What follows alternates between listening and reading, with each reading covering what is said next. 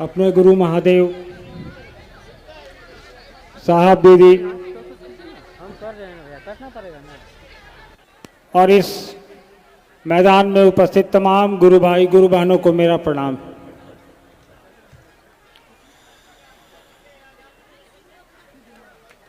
जलेश्वर में आज से 20-22 साल पहले साहब और दीदी ने एक चर्चा में हिस्सा लिया था, भाग लिया था, लोगों से मुलाकात की थी, बात की थी और इतने वर्षों बाद तकरीबन 22 वर्ष हो गए, कोई बड़ा आयोजन जिसमें हम लोगों को मिलने का आपसे सौभाग्य प्राप्त हो रहा है, ये हमारे लिए सौभाग्य का विषय है कि आप तमाम गुरु भाई गुरु बहनों के बीच उपस्थित हुआ हूं। साहब दीदी का संदेश, साहब दीदी का उद्देश्य, उनकी मंशा को लेकर आपसे मिलना एक अलौकिक अनुभूति है, एक एहसास है जिसका कोई मोल नहीं है, ना कोई इसका वर्णन कर सकता है। अपने गुरु भाइयों से मिलने की बात, उनसे मिलकर अपने गुरु की बात, अपने गुरु की परिधि में उतनी देर रहना, ये खुद में एक बहुत बड़ा गुरु की कृपा है, उनकी दया है, उनका आदेश है। उसके बिना हम और आप एक जगह इकट्ठे नहीं हो सकते। हम और आप यहाँ इकट्ठा हुए हैं, ये भी उन्हीं की दया है। हजारों की संख्या में आप लोग यहाँ पे आए हैं, अपना समय निकाल कर आए हैं, घर छोड़कर आए हैं, काम छोड़कर आए हैं। सालों भर तो हम और आप काम करते ही रहते, वो काम भी महादेव की दया से ही हम और आप करते हैं। जीवन यापन का काम, सांसारिकता में जो भी हमारे आपके दैनिक जीवन में जो काम आता है, वो भी उनकी दया के बिना नहीं संभव है। लेकिन उनकी बात करना, महादेव की पूजा तो हम लोग करते हैं प्रतिदिन। इस पूरी सृष्टि में ऐसा कोई इंसान नहीं है जो महादेव के बारे में ना जानता हो। देवाधिदेव, सबसे बड़ा भगवान, सबसे बड़े देवता, हर घर में पूजित। जैसे हम लोग कहते हैं ना, चंदा मामा सबके मामा, तो महादेव तो हर घर के बाबा हैं, हर घर के भगवान हैं, देवता हैं। महादेव कहा जाता है उनको, देवों के देव कहा जाता है उनको। और आप तो नेपाल की धरती पर बैठे हैं, नेपाल देश के लोग हैं, यहां तो विशेष कृपा है उनकी। पशुपतिनाथ बैठे हैं,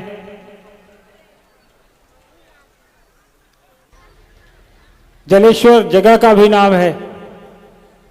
कल हम लोग गए भी थे जलेश्वर महादेव का, हम लोगों ने दर्शन किया, आशीर्वाद मांगा उनसे, दया की याचना की उनसे। माता सीता की भी ये धरती है, खुद में इतनी पवित्र जगह है, आध्यात्मिक रूप से इतना, धार्मिक रूप से।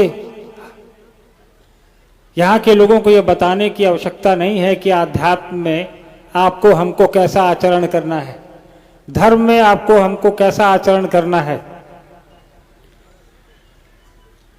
और हम और आप तो गुरु की बात करते आए हैं। महादेव का वो स्वरूप जो ज्ञान देता है, जो शिक्षा देता है, वो आध्यात्मिक ज्ञान। हम और आप यहाँ क ख ग घ पढ़ने नहीं आए, ABCD पढ़ने नहीं आए। हम और आप यहाँ इसलिए जमा हुए हैं कि महादेव का वो स्वरूप जो हमें आध्यात्मिक रूप से सबल बनाएगा, संसार में जीवन जीने के लिए सांसारिकता में शिक्षक होते हैं, माँ बाप भी शिक्षक होते हैं हमारे आपके प्राथमिक, उसका स्कूल में शिक्षक मिलते हैं, हाई स्कूल में मिलते हैं, कॉलेजों में मिलेंगे, यूनिवर्सिटीज में मिलेंगे, सब तो शिक्षा मिलती है।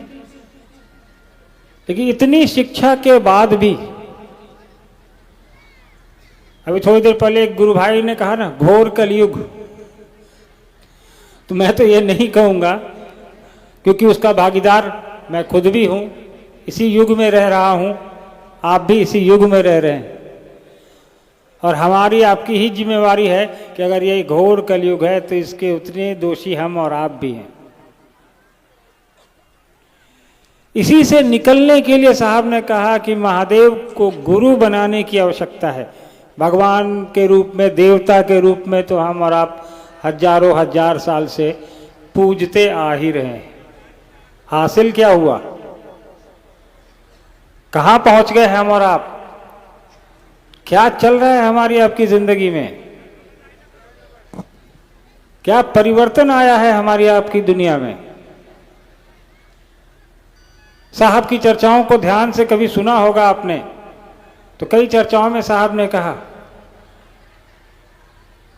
भाषा में तो प्रेम है, दिखता है प्रेम, प्रेम होता नहीं है। भाई भाई में बंटवारे के लिए लड़ाई होती है कि नहीं? पति पत्नी में तलाक होते हैं कि नहीं?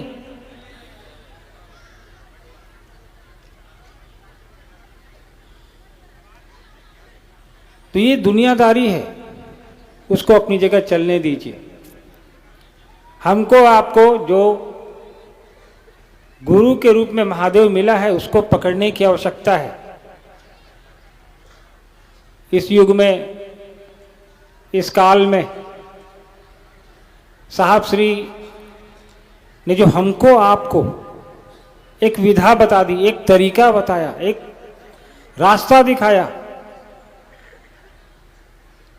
मैंने पिछले 35 सालों से, जब से होश संभाला है, 40 साल हो गए, मैंने देखा है, अनुभूत किया है, महसूस किया है ये। क्योंकि हम लोग भी दुनिया में रहते हैं, सांसारिकता में जीते हैं, काम करते हैं, जीवन यापन के लिए काम की मेहनत करनी पड़ती है, आपको भी, हमको भी, हर किसी को। लेकिन महादेव के इस स्वरूप से जुड़ने के बाद आप अपने अंदर, हम अपने अंदर, अगर जो साहब ने कहा है, जो साहब ने विधा बताई है, जो साहब ने तरीका बताया है जुड़ने की, वो विधि अपनाते हैं, यानी 3 सूत्र अपनाते हैं और ईमानदारी से अपनाते हैं, तो हमको आपको अपने अंदर एक अनुभूत, एक एहसास ये महसूस होगा कि जो पहले था वो अब नहीं, जो होना था, जो होना चाहिए था, वो अब हो रहा है। जरूरत है जुड़ने की महादेव के उस स्वरूप से, साहब की दी हुई विधा से। साहब ने क्या विधा दी? कहा कि 3 सूत्र करो। 3 सूत्र कैसे आए सबको पता है, कैसे करना है ये भी पता है। उससे बाहर जाने की आवश्यकता ही नहीं है हमको, आपको। आप इतना समय निकाल कर यहां बैठे हैं, इसका मतलब वो 3 सूत्र में से एक सूत्र तो जरूर आपने पकड़ा है, तभी यहां तक पहुंचे हैं। कई लोग ने तीनों सूत्र पकड़े होंगे, कई लोग ने अभी सूत्र पकड़ा ही नहीं होगा, वो देखने और सुनने आए होंगे कि वहां होता क्या है, हो क्या रहा है, चलो देखते हैं शिव चर्चा में क्या होता है। हमारी आपकी अभी की परिस्थिति, मानसिक हो, चाहे अवस्था हो, शारीरिक अवस्था हो, सांसारिक अवस्था हो, वो आपके गुरु पर निर्भर करेगी। लेकिन बशर्ते शर्त ये है कि अपने गुरु से आप जुड़िए तो सही। जुड़ाव की जो प्रक्रिया है उसमें आइए तो सही। हम और आप सिर्फ मुंह से आ रहे हैं।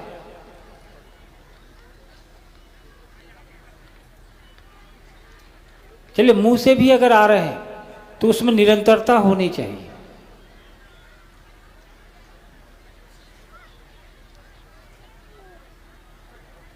सोमनाथ मंदिर हमारे यहाँ गुजरात में है, उसके बारे में आप लोग जानते होंगे। हिंदुस्तान में एक जगह है, गुजरात राज्य है, वहाँ एक मंदिर है सोमनाथ।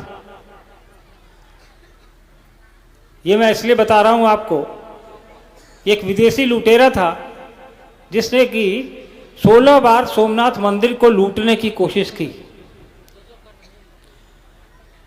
और वो नहीं लूट पाया। हर बार वापस हो जाता था, असफल होके विफल हो जाता था। लेकिन 17वीं बार वो वापस आया और वो उस मंदिर को उसने तहस नहस कर दिया। उसकी मंशा देखिए। आपको हमको कष्ट हुआ कि हमारा मंदिर टूटा, लेकिन उस आदमी की मंशा देखिए, उस आदमी का प्रयास देखिए आप। उसने हार नहीं मानी, प्रयास करता रहा, प्रयास करता रहा। एक दिन उसको सफलता मिल गई, वो आपकी हमारी चीज़ों को यहाँ से उठा के ले गया।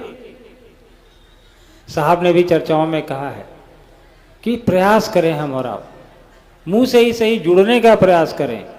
एक रस्सी कुएं के पत्थर पे बार बार घिसती है तो उस पत्थर पे भी दाग पड़ जाता है। देखा होगा आपने, जिनके भी घर में कुआं होगा या आस पड़ोस में, रस्सी कितनी कमजोर होती है, लेकिन बार बार चलती है तो उस पत्थर पे भी दाग छोड़ जाती है, अपना निशान छोड़ जाती है। तो आवश्यकता है कि अपने गुरु से जुड़ने का प्रयास करने का। एक बार में नहीं जुड़ेंगे, 2 बार में नहीं जुड़ेंगे, लगातार लगे रहे हो रे भाई, तेरा बनत बनत बन जाएगी। तो प्रयास हमको आपको करना है, प्रयास ईमानदारी से होना चाहिए। मन में हमारे आपके आ गया कि शिव गुरु हैं, हम प्रयास करते हैं, साहब ने बताया है ये रास्ता, इस पर चल के देखते हैं, तो शुरुआत तो हमारी आपकी होगी। प्रयास आवश्यक है। मन में इस विचार को लाना कि महादेव गुरु का काम करते हैं, बताया है लोगों ने, तरीका भी बताया है जुड़ने का, करके देखते हैं क्या जाता है।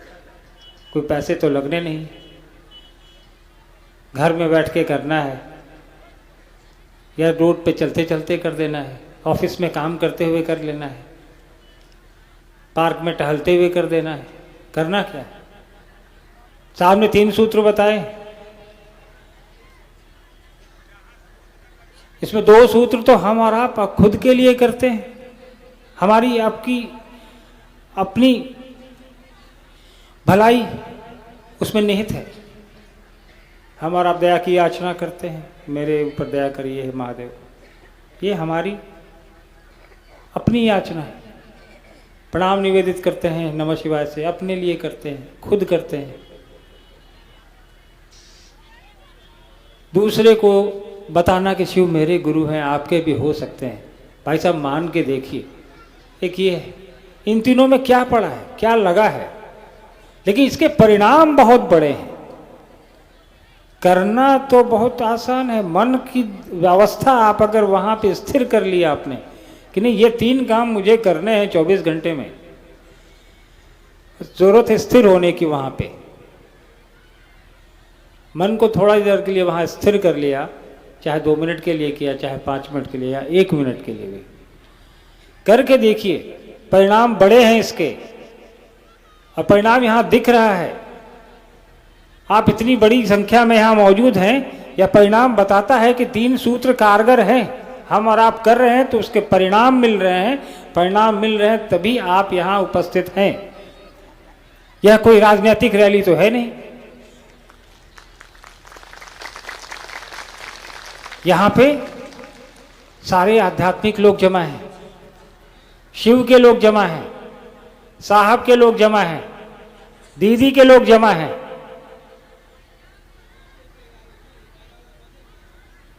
हमसे अगर पूछेंगे कि आप शिव की शिष्टता में किसको जानते हैं, तो मेरा तो सीधा जवाब होता है ऊपर महादेव नीचे साहब। हमारे आपके बीच और है कौन?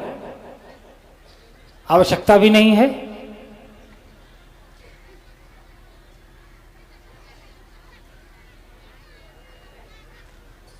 साहब ने आज से 40 साल पहले अकेले जो ये शुरू किया था, आज करोड़ों लोग, संख्या आप गिन नहीं सकते, साहब की बताई हुई सुविधा से जुड़ चुके हैं। और वो करोड़ों लोग और लोगों को जोड़ने का प्रयास कर रहे हैं। क्यों कर रहे हैं आखिर? इसके पीछे सोचा कभी हमने आपने कि साहब ने ये क्यों कहा कि दूसरे को भी बताओ? साहब के पहले भी तो लोगों ने शिव को गुरु बनाया था। उन लोगों के दिमाग में ये, जेहन में ये बात क्यों नहीं आई कि बताए लोगों को भी कि महादेव का एक ये भी स्वरूप है जो सबसे जरूरी है।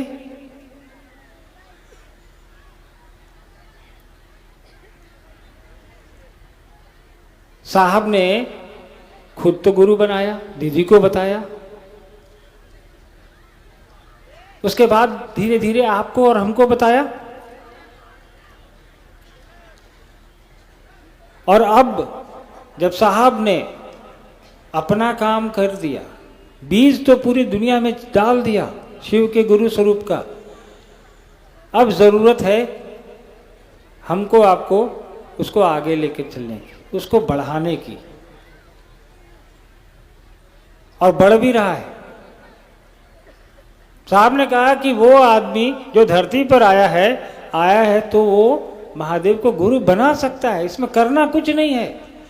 कोई भी इंसान दुनिया के किसी भी कोने में है,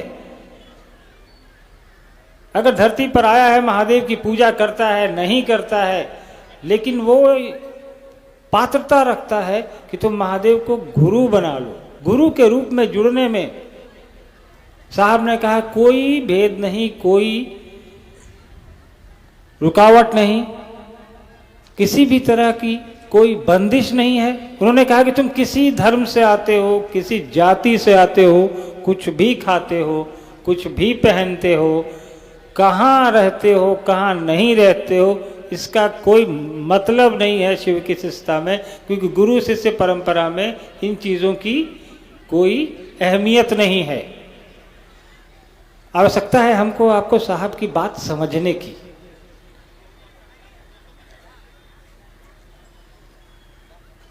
प्रयास करिए कि साहब ने जितना बताया है हमको आपको, उसको अपने जेहन में, अपने अंदर में उतारें, चेष्टा करें, प्रयास करें।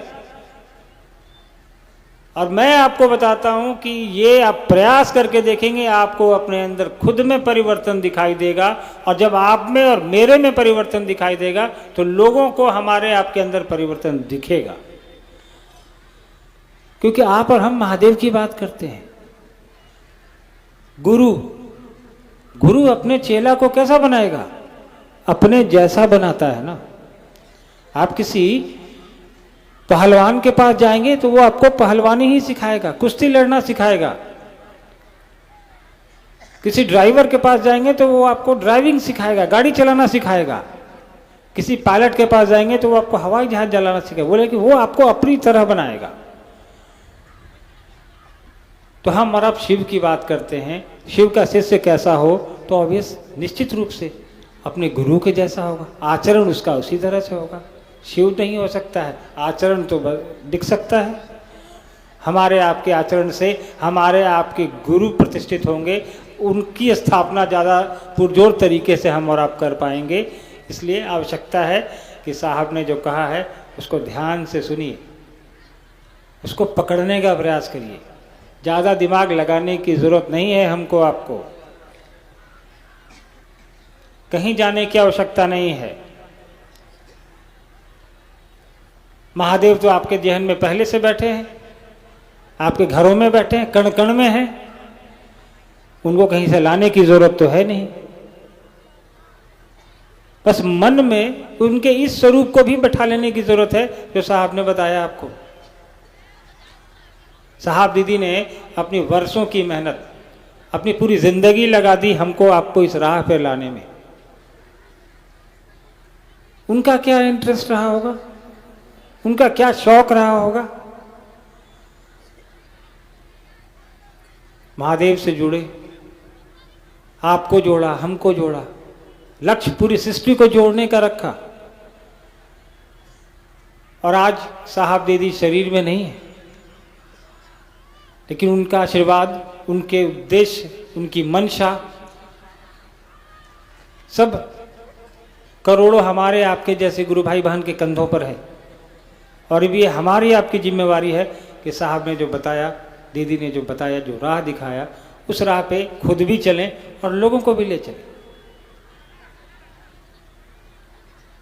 आप लोग में से इतने लोग बैठे हैं, मुझे एक चीज बताइए, आप लोगों में से कितने लोगों ने साहब को सामने सामने देखा है? जरा हाथ उठाइएगा। सबने देखा है सामने सामने? अरे वाह। अच्छा, जिसने नहीं देखा है वो उठाइए।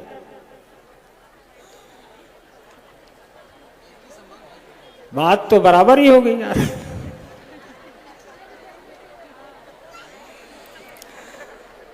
चलिए ठीक है, ठीक। अब मैंने मुंह हाथ उठाने बोला था, बोलने को नहीं। चलिए अच्छा है, सामने से देखिए चाहे मन की आंखों से देखिए। मैं ये बता रहा हूं, साहब परिणाम बराबर ही देंगे। जुड़ने की आवश्यकता है, मन से जुड़िए, चाहे खुली आंखों से देखिए, तब भी मन से ही जुड़ेंगे। आंख बंद करें, महादेव का ध्यान करें, साहब दीदी का को याद करें, हमारा आपका काम होता चला आएगा, आगे भी होगा। बहुत देर से आप लोग बैठे हैं। आज तो अभी आने से पहले मैं एक वाकया सुनाता हूँ आपको। कमरे में बैठे थे हम लोग, बहुत ठंड थी, करीब 11 बजे के आसपास। तो बरखा जी ने मुझको कहा कि अर्चित जी देखिए, ये तो बड़ा माहौल खराब है, ठंडा है, गुरु भाई लोग आएंगे कैसे? तो महादेव से कुछ बोलिए। तो पहले जब साहब शरीर में थे, तो साहब जब मौसम खराब होता था या अच्छा होता था ना, तो साहब ने क्या ना अपने मंत्री बना रखे थे हर विभाग के। तो कहते थे कि मौसम विभाग के मंत्री उनके थे मंडल सर। तो उनके कहते मंडल जी जरा सा बोलिए, मौसम ठीक करें लोगों को। तो मंडल सर अपना कहते थे। तो बरखा जी ने कहा मुझे, तो मैंने कहा कि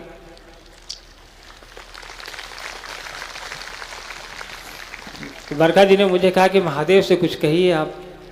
हमने कहा देखिए, डाकिया वाला काम हम नहीं करेंगे ये आप खुद ही बोलिए। ये खिड़की के पास खड़ी हो गई और जोर जोर से, मैं हंसने भी लगा, हे महादेव दया कर दिए, धूप निकाल दीजिए, बहुत ठंडा है तो और देखिए 15 मिनट में धूप आ गई। तो मैं इनको कहने गया कि देखिए धूप आ गया, आज महादेव ने आपकी सुन ली तो प्रेम से कहा गया, विश्वास के साथ कहा गया, भरोसे के साथ किया गया, कोई भी काम परिणामदायी होता है, फलदायी होता है। आप लोगों से विदा लेना चाहूँगा। बहुत लोग बरखा जी को सुनने के लिए बैठे हैं। अच्छा लगा आप लोगों के साथ बात करके, सुन करके। इस उम्मीद के साथ कि अगली मुलाकात आप लोगों से दोबारा हो, ये सौभाग्य हमें प्राप्त हो। जलेश्वर के इस पवित्र प्रांगण में आप तमाम गुरु भाई बहनों का आभार। आप लोगों ने मिलने का समय दिया, मुझे अनुमति दीजिए। आप सभी को मेरा प्रणाम है।